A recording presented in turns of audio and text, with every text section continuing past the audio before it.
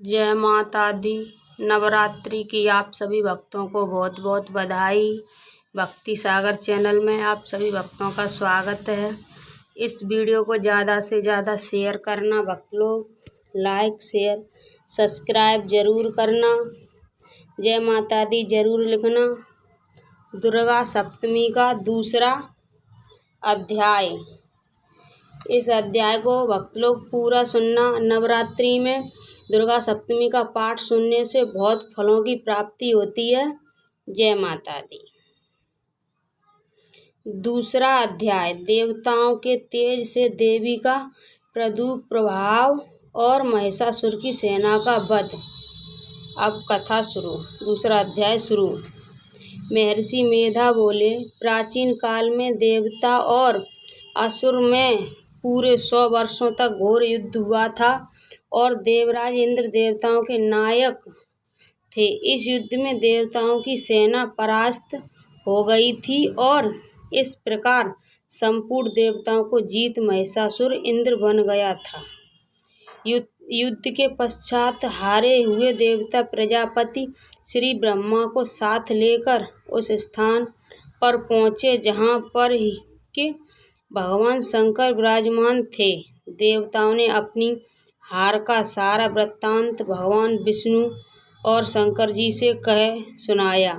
वह कहने लगे, हे प्रभु, महिषासुर सूर्य, चंद्रमा, इंद्र, अग्नि, वायु, यम, वरुण तथा अन्य देवताओं के सब अधिकार छीनकर सबका अधिष्ठा स्वयं बन गया है। उसने समस्त देवताओं को स्वर्ग से निकाल दिया है। वह मनुष्यों की तरह पृथ्वी पर विचर रहे हैं। दैत्यों की सारी करतूत हमने आपको सुना दी और आपकी शरण में इसलिए आए हैं कि आप उनके वध का कोई उपाय सोचें। देवताओं की बातें सुनकर भगवान श्री विष्णु और शंकर जी को दैत्यों पर बड़ा गुस्सा आया। उनकी भौहें तन गईं और आंखें लाल हो गईं।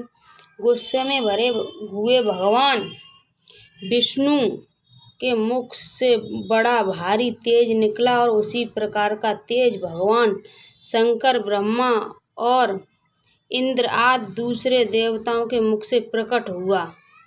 फिर वह सारा तेज एक में मिल गया और तेज का पुंज वह ऐसे दिखता था जैसे ज्वालामुखी पर्वत हो। देवताओं ने देखा कि उस पर्वत की ज्वाला चारों ओर फैली हुई थी और देवताओं के शरीर से प्रकट हुई तेज की किसी अन्य तेज से तुलना नहीं हो सकती। एक स्थान पर इकट्ठा होने पर वह तेज एक देवी के रूप में प्रवृत्त हो गया और अपने प्रकाश से तीनों लोकों में व्याप्त तान पड़ा। वह भगवान शंकर का तेज था। उससे देवी का मुख प्रकट हुआ। यमराज के तेज से उसके शरीर के बाल बने। भगवान श्री विष्णु के तेज से उनकी भुजाएं बनी। चंद्रमा के तेज से दोनों स्तन और इंद्र के तेज से जंघा तथा पिंडली बनी और पृथ्वी के तेज से नितंब भाग बना। ब्रह्मा के तेज से दोनों चरण और सूर्य के तेज से उनकी अंगुलियां पैदा हुईं। वसुओं ने तेज से हाथों की अंगुलियां और कुबेर के तेज से नासिका बनी। प्रजापति के तेज से उसके दांत बने और अग्नि के तेज से उनके नेत्र बने। संध्या के तेज से उनकी भौहें और वायु के तेज से उनके कान प्रकट हुए थे। इस प्रकार उस देवी का प्रभाव हुआ था। महिषासुर से पराजित देवता उस देवी को देखकर अत्यधिक प्रसन्न हुए। भगवान शंकर ने अपने त्रिशूल में से एक त्रिशूल निकालकर उस देवी को दिया और भगवान विष्णु ने अपने चक्र में से एक चक्र निकालकर उस देवी को दिया। वरुण ने अपने चक्र में से एक चक्र निकालकर उस देवी को दिया। वरुण ने देवी को शंख भेंट किया। अग्नि ने उसे शक्ति दी। वायु ने उसे धनुष और बाण दिया। शस्त्र नेत्रों वालों श्री देवराज इंद्र ने उसे अपने वज्र से उत्पन्न करके वज्र दिया और ऐरावत हाथी का एक घंटा उतारकर देवी को भेंट किया। यमराज ने उसे कालदंड में से एक दंड दिया। वरुण ने उसे भास दिया। प्रजापति ने उस देवी को स्फटिक की माला दी और ब्रह्मा जी ने उसे कमंडलू दिया। सूर्य ने देवी के समस्त रोमों में अपनी किरणों का तेज भर दिया। काल ने उसे चमकती हुई ढाल और तलवार दी और उज्ज्वल हार और दिव्य वस्त्र उसे भेंट किए और इसके साथ ही उनसे दिव्य चूड़ामणि दी, 2 कुंडल, कंकड़, उज्ज्वल अर्धचंद्र, बाहों के लिए बाजूबंद, चरणों के लिए नुपुर, गले के लिए सुंदर हस्ती और अंगुलियों के लिए रत्नों की बनी हुई अंगूठियां उसे दी। विश्वकर्मा ने उनको परसा दिया और उनके साथ ही कई प्रकार के अस्त्र अभेद कवच दिए और इसके अतिरिक्त उनमें कभी न कुम्हलाने वाले सुंदर कमलों की माला भेंटें की। समुद्र ने सुंदर कमल का फूल भेंट किया। हिमालय ने सवारी के लिए सिंह और तरह तरह के रत्न देवी को भेंट किए। यमराज कुबेर ने मधु से भरा हुआ पात्र और शेषनाग से उन्हें बहुमूल्य मणियों से विशुद्ध नागहार भेंट किया। इसी तरह दूसरे देवताओं ने उसे आभूषण और अस्त्र देकर उसका सम्मान किया। इसके पश्चात देवी ने उच्च स्वर से गर्जना की। उसके इस भयंकर नाद से आकाश गूंज उठा। देवी का वह उच्च स्तर से किया हुआ सिंहनाद समा न सका। आकाश उनके सामने छोटा प्रतीत होने लगा। उससे बड़े जोर से प्रतिध्वनि हुई, जिससे समस्त विश्व में हलचल मच गई और समुद्र कांप उठे, पृथ्वी डोलने लगी और सबके सब पर्वत हिलने लगे। देवताओं ने उस समय प्रसन्न हो सिंहवाहिनी जगमत देवी से कहा, देवी तुम्हारी जय हो। इसके साथ महिषासुर के भक्ति से भाव से विनय होकर उसकी स्तुति की। संपूर्ण त्रिलोकी को शोकमग्न देखकर देवगण अपनी सेना को साथ लेकर और हथियार आदि सजा कर उठ खड़े हुए। महिषासुर के क्रोध की कमी सीमा नहीं थी। उनके क्रोध में भरकर कहा, ये सब क्या उत्पात है। फिर वह अपनी सेना के साथ उस ओर दौड़ा जिस ओर से भयंकर नाद का शब्द सुनाई दिया था और आगे पहुंचकर उसने देवी को देखा, जो कि अपनी प्रजा से तीनों लोकों में प्रकाशित हो रही थीं। उसके चरणों के भार से पृथ्वी दबी जा रही थी। माथे मुकुट से आकाश में एक रेखा सी बन गई थी और उनके धनुष की डकारों से सब लोग धुंध हो रहे थे।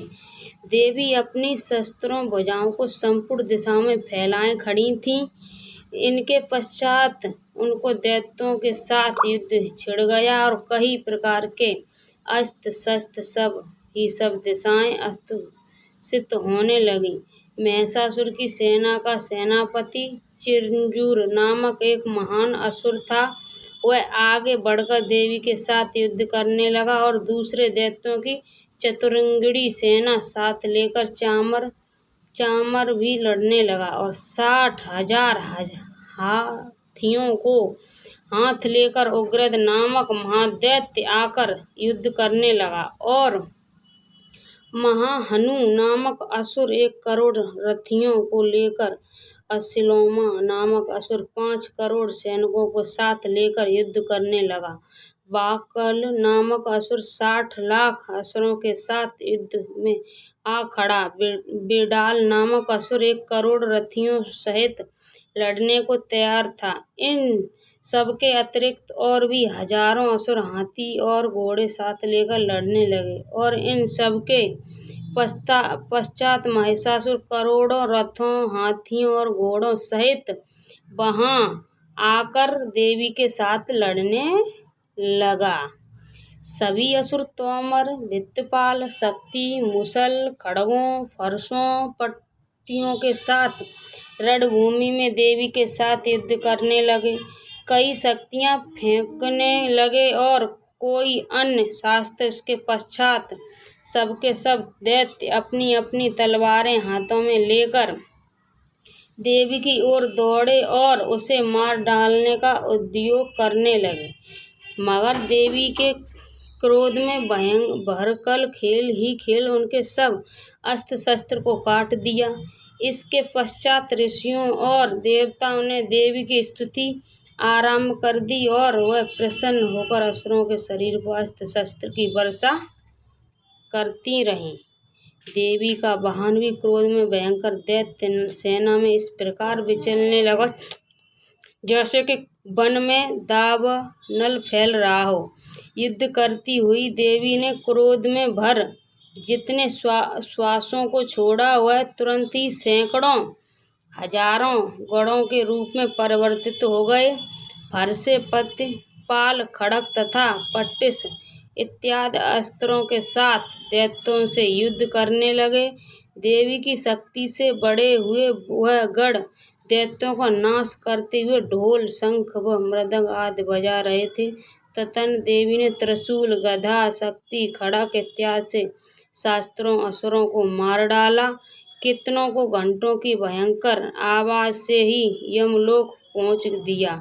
कितने ही असुरों को उनके पास में बांध कर पृथ्वी पर घसीट कितनों को अपनी तलवार के टुकड़े टुकड़े कर दिए और कितनों को गदा की चोट से धरती पर सुला दिया। कई दैत्य मूसल की मार से घायल होकर रक्त बमन करने लगे और कई शूल में छाती फट जाने के कारण पृथ्वी पर लेट गए। कितनों की बांह में कमर टूट गई। देवताओं को पीड़ा देने वाले दैत्य कट कट कर मरने लगे।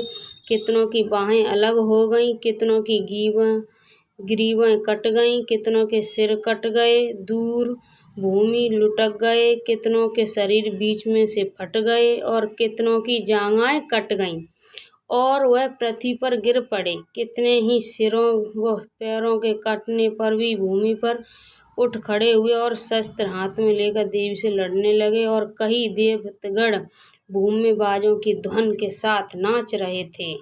कई असुर जिनके सिर कट चुके थे, बिना सिर के धड़ से ही हाथ में शस्त्र लिए हुए लड़ रहे थे। दैत्य रह रहकर ठहरे ठहरे कहते हुए देवी को युद्ध के लिए ललकार रहे थे। जहाँ पर ये घोर संग्राम हुआ था वह भूमि रथ, हाथी, घोड़ों और असुरों की लाशों से भर गई थी और असुर सेना के बीच में रक्तपात होने के कारण रुद्र की नदियां बह रही थीं और इस तरह देवी के असुर की विशाल सेना को क्षण भर में इस तरह से नष्ट कर डाला जैसे ऋट काष्ठ के बड़े समूह को अग्नि नष्ट कर डालती है। और देवी का सिंह भी गर्दन के बालों को हिलाता हुआ और बड़ा शब्द कहता हुआ असुर के शरीरों से मानो उनके प्राणों को टूट रहा था। वहाँ देवी के गणों ने जब दैत्यों के साथ युद्ध किया तो देवताओं ने प्रसन्न होकर आकाश से उन पर पुष्प बरसाए। दुर्गा सप्तशती का दूसरा अध्याय समाप्त। बोलिए दुर्गे मैया की जय। दुर्गा सप्तशती का तीसरा अध्याय शुरू। भक्त लोग इसे पूरा सुनना। जय माता दी। तीसरा अध्याय सेनापतियों सहित महिषासुर का वध। महर्षि मेद ने कहा, महिषासुर की सेना नष्ट होती देखकर उस सेना का सेनापति चिरजूर क्रोध में भर देवी के साथ युद्ध करने के लिए आगे बढ़ा। वह देवी पर इस प्रकार बाणों की वर्षा करने लगा मानो सुमेरु पर्वत पानी की धार बरसा रहा हो। इस प्रकार देवी ने अपने बाणों से उनके बाणों को काट डाला तथा उनके घोड़ों व सारथी को मार दिया। साथ ही उनके धनुष और उनकी अत्यंत ऊंची ध्वजा को भी काटकर नीचे गिरा दिया। उनका धनुष कट जाने के पश्चात उसके शरीर के आगे को भी अपने बाणों से बींध दिया। धनुष, घोड़ों और सारथी के नष्ट हो जाने पर वह असुर ढाल और तलवार लेकर देवी की तरफ आया। उसने अपनी तीक्ष्ण धार वाली तलवार से देवी के सिंह के मस्तक पर प्रहार किया और बड़े वेग से देवी की बाईं भुजा पर वार किया, किंतु देवी की बाईं भुजा को छूते ही उस दैत्य की तलवार टूटकर 2 टुकड़े हो गई। इससे दैत्य ने क्रोध में भरकर शूल हाथ में लिया और उसे भद्रकाली देवी की ओर फेंका। देवी की ओर आता हुआ वह शूल आकाश से गिरते हुए सूर्य के समान प्रज्वलित हो उठा और शूल को अपनी ओर आते हुए देखकर देवी ने भी शूल छोड़ और महाअसुर के शूल के 100 टुकड़े कर दिए और साथ ही महाअसुर के प्राण भी हर लिए। चिरू ने मरने पर देवताओं को दुख देने वाला चामर नामक दैत्य हाथी पर सवार होकर देवी से लड़ने के लिए आया और उसने आने के साथ ही शक्ति से प्रहार किया, किंतु देवी ने अपनी हुंकार से ही उसे दौड़कर पृथ्वी पर डाल दिया। शक्ति को टूटा हुआ देखकर दैत्य ने क्रोध में लाल होकर शूल को चलाया, किंतु देवी ने उसको भी काट दिया। इतने में देवी का सिंह उछलकर हाथी के मस्तक पर सवार हो गया और दैत्य के साथ बहुत ही तीव्र युद्ध करने लगा। फिर वह दोनों लड़ते हुए हाथी पर से पृथ्वी पर गिरे और दोनों बड़े क्रोध से लड़ने लगे। फिर सिंह बड़े जोर से आकाश की ओर उछला और जब पृथ्वी की ओर आया तो अपने पंजों से चामर का सिर धड़ से अलग कर दिया। क्रोध से भरी हुई देवी ने शिला और वृक्ष आदि की चोटों में उदय में भी मार दिया। कराल की दांतों, मुकद्दों और थप्पड़ों से चूर कर दिया। क्रुद्ध हुई देवी ने गदा के प्रहार से उद्धत दैत्य को मार गिराया। पित्तपाल से वस्प, कल को बाणों से तम्र तथा अंधक को मौत से घाट उतार दिया। तीनों नेत्रों वाली परमेश्वरी ने त्रिशूल से उग्रस, अग्रवीर और महाहनु नामक राक्षसों को मार गिराया। उसने अपनी तलवार से बीरडाल नामक दैत्य का सिर काट डाला तथा अपने बाणों से धुंधर और दुर्मुख राक्षसों को यमलोक पहुंचा दिया। इस प्रकार जब महिषासुर ने देखा कि देवी ने मेरी सेना को नष्ट कर दिया है, तो वह भैंसे का रूप धारण कर देवी के गढ़ों को दुख देने लगा। उन गढ़ों में कितनों को उसने मुख से प्रहार से, कितनों को खुरों से, कितनों को पूंछ से, कितनों को सींगों से, बहुत को दौड़ाने वेग में, अनेक को सहनाद से, कितनों को चक्कर देकर और कितनों को सहा बाहों से, झोंकों से पृथ्वी पर गिरा दिया। वह दैत्य इस प्रकार गढ़ों की सेना को गिरा देवी के सिंह को मारने के लिए दौड़ा, पर इस देवी को बड़ा गुस्सा आया। उधर दैत्य भी क्रोध में भरकर धरती खुरों से खोदने लगा। तब सिंहों ने पर्वतों को उखाड़ दो कर धरती पर फेंकने लगा और मुख से शब्द करने लगा। महिषासुर के वेग से चक्कर देने के कारण पृथ्वी धुंध होकर फटने लगी। उसकी पूंछ से टकराकर समुद्र चारों ओर फैलने लगा। हिलते हुए सींगों के आघात से मेघ खंड हो गए और श्वास आकाश में उड़ते हुए पर्वत फटने लगे। इस तरह क्रोध में भरे हुए राक्षस को देख चंडिका को भी क्रोध आ गया और वह उसे मारने के लिए क्रोध में भर गईं। देवी के पास फेंककर दैत्य को बांध लिया और उसने बंध जाने पर दैत्य का रूप त्याग दिया और सिंह का रूप बना लिया। और ज्यों ही देवी उसका सिर काटने के लिए तैयार हुई तो उसने पुरुष का रूप बना लिया, जो कि हाथ में तलवार लिए हुए था। देवी के तुरंत ही अपने बाणों के साथ उस पुरुष की उसकी तलवार ढाल सहित बींध डाला। इसके पश्चात वह हाथी के रूप में दिखाई देने लगा और अपनी लंबी सूंड से देवी के सिर को खींचने लगा और गर्जन लगा। देवी ने अपनी तलवार से उसकी सूंड काट डाली। जब राक्षस एक बार फिर भैंसे का रूप धारण कर लिया और पहले की तरह अचर जीवों सहित समस्त त्रिलोकी को व्याकुल करने लगा। इसके पश्चात क्रोध में भरी हुई देवी बारंबार उत्तम मधु का पान करने लगी और लाल लाल नेत्र करके हंसने लगी। उधर बलवीर तथा मद से क्रुद्ध हुआ दैत्य भी गरजने लगा। अपने सींगों से देवी पर पर्वतों को फेंकने लगा। देवी अपने बाणों से उसके फेंके हुए पर्वतों को चूर्ण करती हुई बोली, हो मूढ़, अब तक मैं मदपान कर रही हूँ। जब तू गरज ले और इसके पश्चात मेरे हाथों तेरी मृत्यु हो जाने पर देवता गरजेंगे। महर्षि मेधा ने कहा। यूं कहकर देवी उछलकर उस दैत्य पर जा चढ़ी और उसके अपने पैरों से दबाकर शूल से उसके गले पर आघात किया। देवी के पैरों से दबने पर भी दैत्य अपने दूसरे रूप में अपने मुख से बाहर होने लगा। अभी वह आधा ही बाहर निकला था कि देवी ने अपने प्रभाव से उसे रोक दिया। जब वह आधा निकला हुआ ही दैत्य युद्ध करने लगा तो देवी ने अपनी तलवार से उसका सिर काट दिया। इसके पश्चात सारी राक्षस सेना हाहाकार करती हुई वहां से भाग खड़ी हुई और सब देवता अत्यंत प्रसन्न हुए तथा ऋषियों महर्षियों सहित देवी की स्तुति करने लगे। गंधर्व राज गान करते तथा अप्सराएं नृत्य करने लगीं। देवी